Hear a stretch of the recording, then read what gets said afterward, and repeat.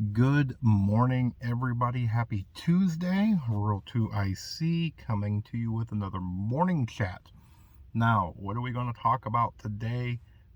Usually, when I do these morning chats, I do absolutely no prep time. I get in the car, I start it, I pull out of the driveway, and then my mind goes to work. So that way, when I pull into work, then usually I have something I want to talk about. Today, it smacked me right in the face right when I opened the door because it was 1 degree, a single degree temperature. It's a pretty big temperature swing, and that doesn't include wind chill. Um, but it brings me into when we talk about preparedness, when we talk about SHTF, temperature comes into play quite a bit because whether it is heat or cold, both are killers. They can definitely be lethal, especially if you are ill prepared. Now, one thing though that I think that some people kind of overlook is that we acclimate. And when we get into a region, that region usually has normal temperatures, normal seasons, things like that. Yes, there's records of, a little above, a little below, but for the most part, it all kind of averages out, and we acclimate to that. We get used to that, especially the longer that we're there.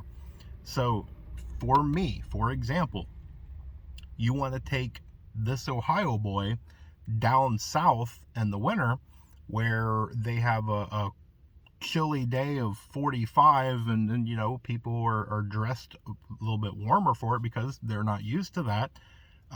I'm out in probably shorts and a sleeveless shirt. You take me out, southwest to where it's 100 degrees day in, day out.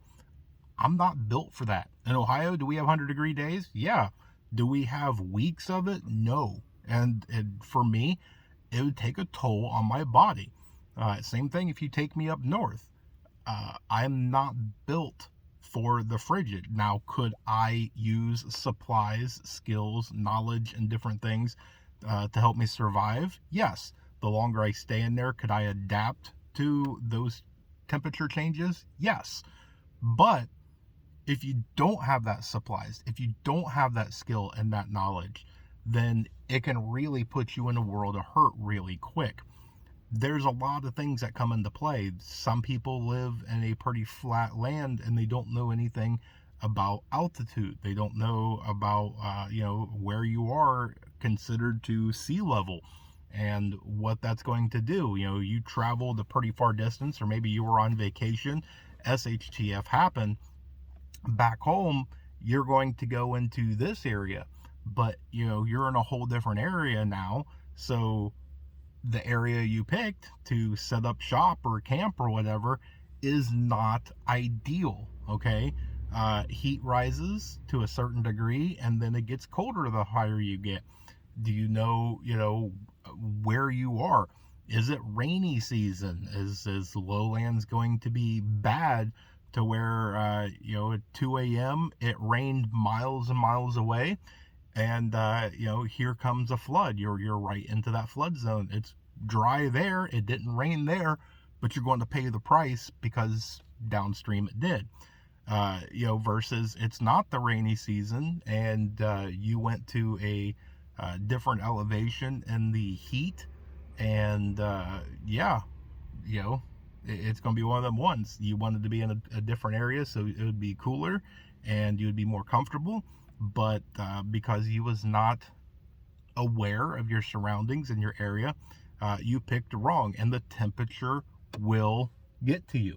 It's one of those things that it's difficult as it is sometimes to kind of be good with the temperature you're at. Let's put it that way. I've got hats, I've got gloves, I've got my hood, I've got layers, I've got different things so that way I can make it through my day. Even though I work inside for the most part, I do come out probably 10-15% of the day on average, but you never know when you're going to have a breakdown or when you're going to have a family member breakdown or some sort of event or whatever happens. You need to be prepared for that. And so that's why it's a good idea to prepare for the worst, even if you're driving. Doesn't matter, even if you're going 5 minutes away from the house, you need to have the stuff with you just in case worst scenario happens. So that's what I've got for you guys today. I hope you guys have an amazing day. Hope you have a blessed day. Stay tuned because there's more information to come. Be warm today, and I will see you tomorrow morning. With that, remain united because we're all prepping in this together.